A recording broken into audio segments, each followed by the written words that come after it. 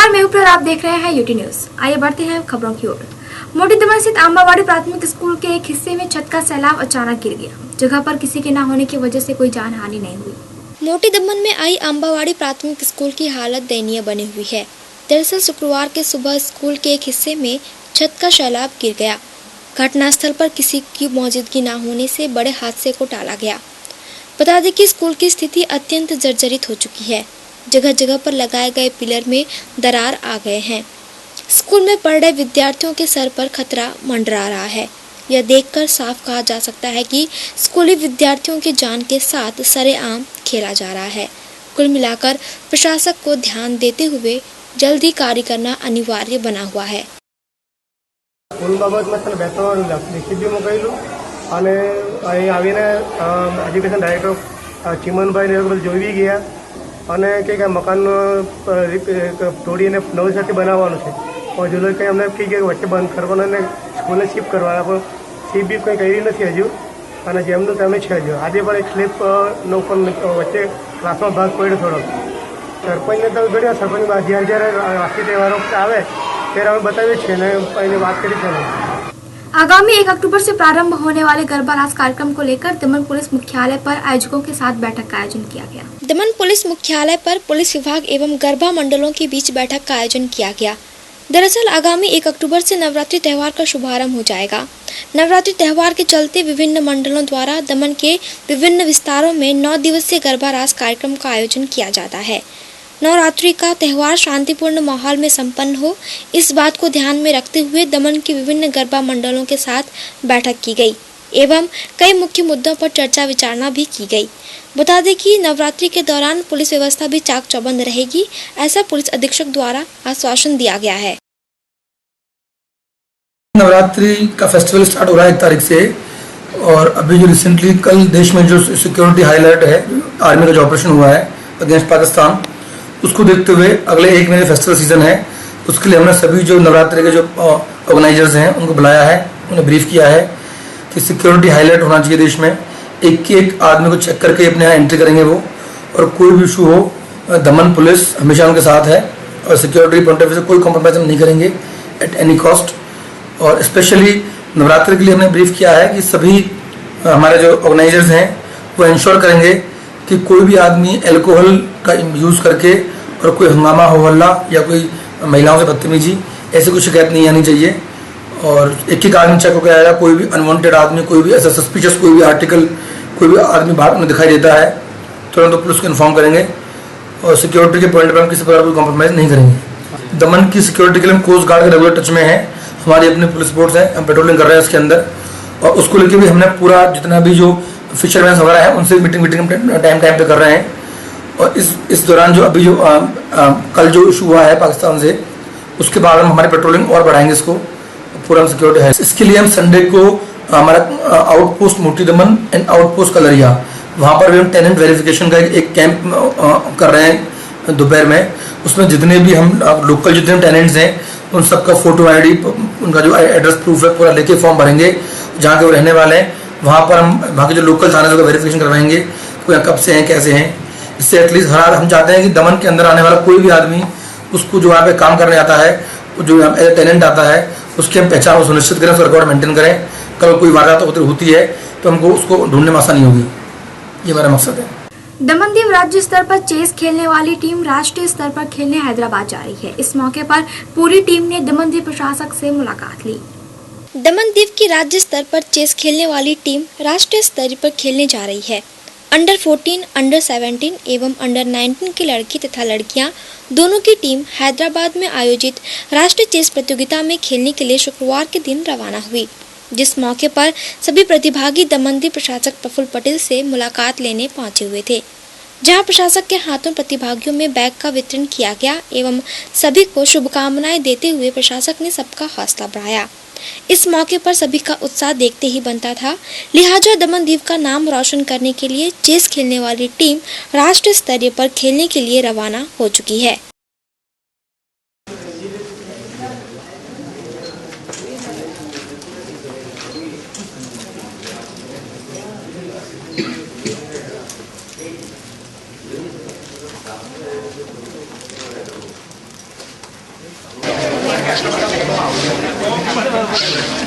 आज जो है दमन और दीव की जो राज्य स्तरीय टीम है चेस की 3 कैटेगरी में under 17, under 19 and under 14 boys and girls national में पार्टिसिपेट करने के लिए तेलंगाना राज्य की राजधानी जो हैदराबाद है वहाँ जा रहे हैं। उनको माननीय प्रशासक महोदय ने उनका आत्मविश्वास बढ़ाया और उन्होंने अपनी शुभेच्छा दी। इसमें नेशनल लेवल पर खेलने के लिए जो कोस्ट गार्ड की टीम है जो दमन एंड दीव राज्य का प्रतिनिधित्व करेगी उसके खिलाड़ियों का भी माननीय प्रशासक महोदय ने मनोबल बढ़ाया और उनको शुभेच्छा दी। वापी के श्रीजी इवेंट द्वारा राष्ट्र रमझट का आयोजन किया जाना है। इसी उपलक्ष्य में एक पत्रकार परिषद का आयोजन किया गया। वापी के श्रीजी इवेंट द्वारा रास रमझट का आयोजन किया जाना है। इसी उपलक्ष्य में एक पत्रकार परिषद का भी आयोजन किया गया। बता दें कि वापी के खिलाड़ियों को एक बड़ा प्लेटफॉर्म मिल सके, इसी उद्देश्य से यह आयोजन किया जा रहा है। इस गरबा के आयोजन द्वारा अनेक सामाजिक कार्य भी किए जाने हैं। इसी के साथ हर रोज गरबा की शुरुआत के साथ ही महाआरती और राष्ट्रीय गीत गाया जाएगा, जहां हर रोज गरबा आयोजकों द्वारा विविध प्रकार के शिविर का भी आयोजन किया जाना है, जिसमें व्यसन मुक्ति अभियान, बेटी बचाओ अभियान और भ्रूण हत्या अटकाव जैसे शिविरों को शामिल किया गया। वहीं इस आयोजन के तहत जो भी धनराशि जमा होगी उसे शहीदों के परिवारजनों को दान किया जाएगा। साथ ही वापी शहर के शहीद जवान प्रेम कुमार पाटिल के माता पिता को कलेक्टर द्वारा 1,111 रुपए और इनाम वितरण किया जाएगा। इसी के साथ भारत के सभी शहीद के परिवारजनों को कलेक्टर के हाथों चेक प्रदान किया जाएगा। गौरतलब है कि वापी के ज्यादा से ज्यादा लोग इस आयोजन का लाभ उठा सके, ऐसी अपील की गई। વાપીમાં આપણે એક રાસ રમઝટ કરીને આપણે ગરબાનું આયોજન કરેલું છે। એમાં આપણે વાપીના ખેલૈયાઓને મોટું પ્લેટફોર્મ મળી રહે એના માટેની એક વિશાળ પ્લેટફોર્મ ઉપર આપણે ગરબાનું એક આયોજન કરેલું છે। આ ગરબાના માધ્યમ દ્વારા આપણે થોડી સોશિયલ એક્ટિવિટી થાય, આપણા દેશને દેશભક્તિ આપણે લોકો સુધી પહોંચાડી શકીએ। આપણા બધા લોકોમાં દેશદાજ હોય છે, પણ ક્યારે આપણે યાદ કરીએ, બરાબર? તો એના માટે એક મોટું પ્લેટફોર્મ ઉપર આપણે એક સાથે બધા ભેગા થઈએ અને દેશદાજને યાદ કરીએ। એના માટે આપણે ગરબામાં જ્યારે આપણે ગરબાનું મહાઆરતી કરીશું, બરાબર? ગરબાની મહાઆરતી પછી રાષ્ટ્રગાન આપણું ગવાશે। બધા જ લોકો જેટલા અહીંયા આપણે ત્યાં ગેસ્ટ છે, ખેલૈયાઓ છે, બધા સ્ટેન્ડિંગ ઓવેશનમાં ઊભા રહેશે। રાષ્ટ્રગીતમાં એ લોકો સ્ટેન્ડિંગ ઓવેશનમાં એમની પોઝિશન લેશે। પછી આપણે ગરબાનું આપણો પ્રોગ્રામ સ્ટાર્ટ કરીશું। પછી આ પ્રોગ્રામ સાથે આપણે બીજા 2-3 નોબલ કોઝ બી સાથે જોડેલા છે। આ વસ્તુમાં આપણે એવું કરેલું છે કે રોજ આપણે કેમ્પેન ચલાવવાના છીએ।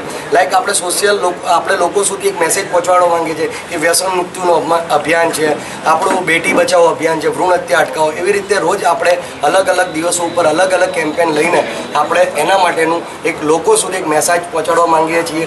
બીજું, અમે જે આ ઇવેન્ટ કરીએ છીએ એમાંથી જે બી પ્રોફિટ રેઝ થાય છે, બરાબર, એ પ્રોફિટ શેરિંગ જે રેશિયો છે, બરાબર, એ બધું જ ટોટલી પ્રોફિટ આપણે શહીદોના ફેમિલીને ડોનેટ કરવાનું પ્લાન કરતા છીએ। એના માટે કરીને આપણે આપણા જે વાપીમાં જે શહીદ થઈ ગયા પ્રેમકુમાર પાટીલ, એમના મમ્મી પપ્પાને આપણે અહીંયા બોલાવીશું અને એમના હાથે પ્રાઇઝ ડિસ્ટ્રીબ્યુશન બી કરાવીશું અને એ જે અમાઉન્ટનો ચેક છે જે શહીદોને આપણે મોકલવા માંગીએ છીએ એ કલેક્ટર મેડમને આપણે એમના હાથથી અપાવીશું। તો આ રીતનું આપણે એક આયોજન કરેલું છે।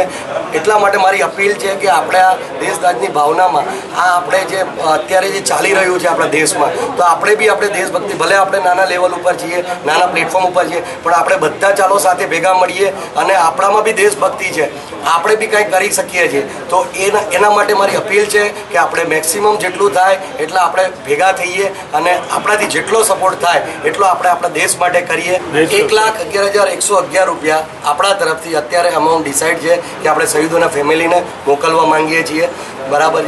અને બીજું બી કાંઈ થ્રુ આઉટ ધ ઇવેન્ટ દરમિયાન બીજું બી કાંઈ બીજા લોકોના જે સપોર્ટ આવે છે એમાંથી બી કાંઈ ફંડ રેઝ થશે તો આપણે એ અમાઉન્ટ આગળ આ કેમ્પસનામાં 1500 ખેલૈયાઓ એક સાથે એક મોટા પ્લેટફોર્મ પર ખેલી શકે, રમી શકે, એના માટેનું એક આયોજન કરેલું છે અને 2000 લોકો વીઆઈપી અરેન્જમેન્ટ છે, આપણું બધા લોકો કોમન લોકો બી બેસી શકે એમના માટે 2000 લોકોનું આપણે સિટિંગ અરેન્જમેન્ટની સુરક્ષા બાબતમાં આપણે સીસીટીવી કેમેરાથી આખી જ પ્રોપર્ટીને કવર કરેલી છે। ફાયર સેફટી માટેનું આપણે એના માટે લીધેલું છે। બીજું આપણે એમ્બ્યુલન્સ અહીંયા આપણા માટે 11 દિવસ 24 અવર્સ આપણા માટે એમ્બ્યુલન્સની વ્યવસ્થા કરેલી છે।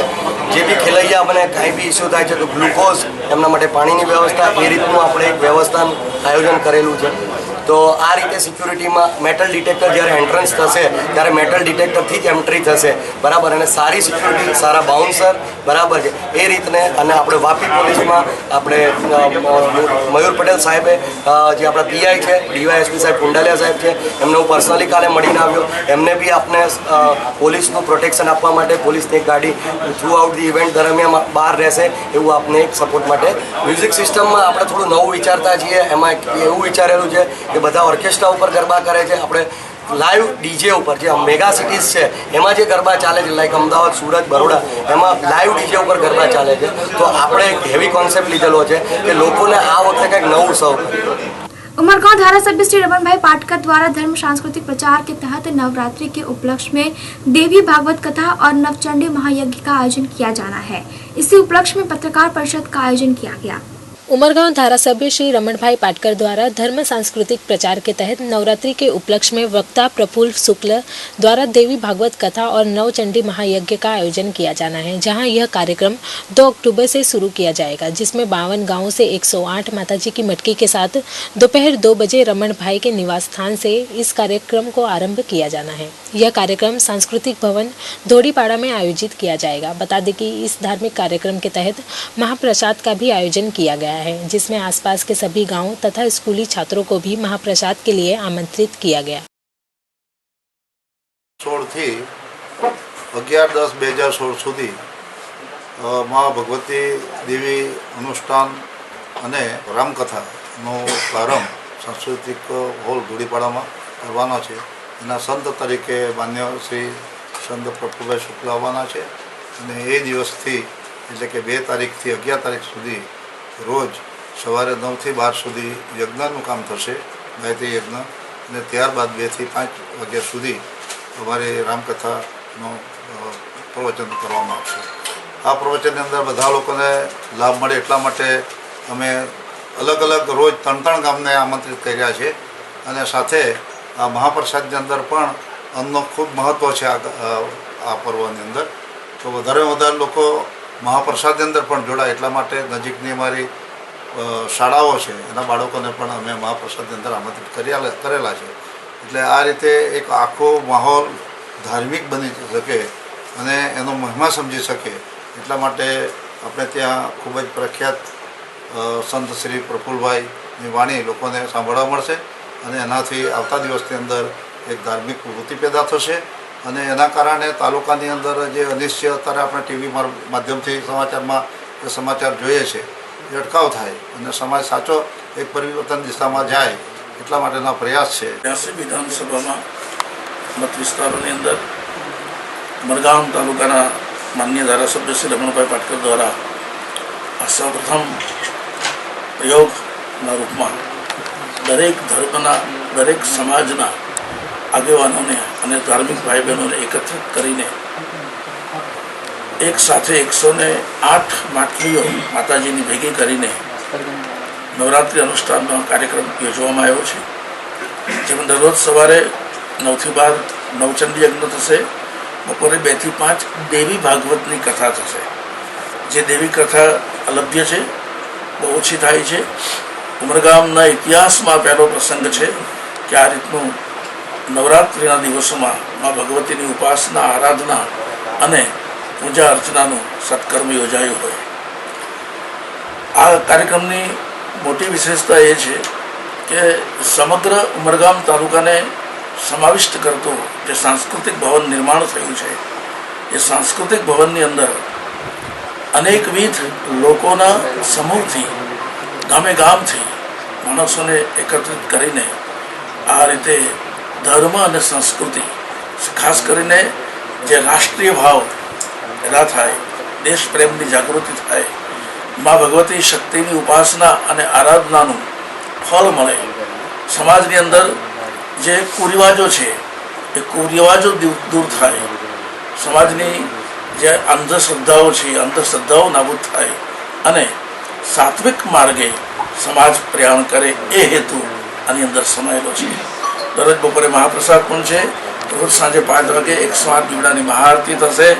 આપ સૌના આ ટીવી ચેનલના માધ્યમથી લાખો દર્શકોને માન્ય શ્રી રમણભાઈ પાટકર, કન્વીનર શ્રી અમારા મહેશભાઈ ભટ્ટ, અમારા મીડિયા કન્વીનર હિતેશભાઈ સુરતી, ગીતાબેન અને આ સમગ્ર કથા સમિતિ દ્વારા આમંત્રણ છે, ભાવભર્યું આમંત્રણ છે. બધા ભેદભાવ ભૂલીને, બધા મનના વૈમનસ્ય દૂર કરીને, બધા એક થઈને, નેક થઈને મા ભગવતીની આરાધના કરીએ, જગદંબાનું રટન કરીએ.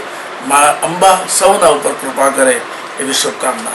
फिलहाल न्यूज़ के बुलेटिन में इतना ही. कर्फ्यू मिलेगा नई खबरों के साथ, तब तक के लिए आज्ञा दीजिए. नमस्कार.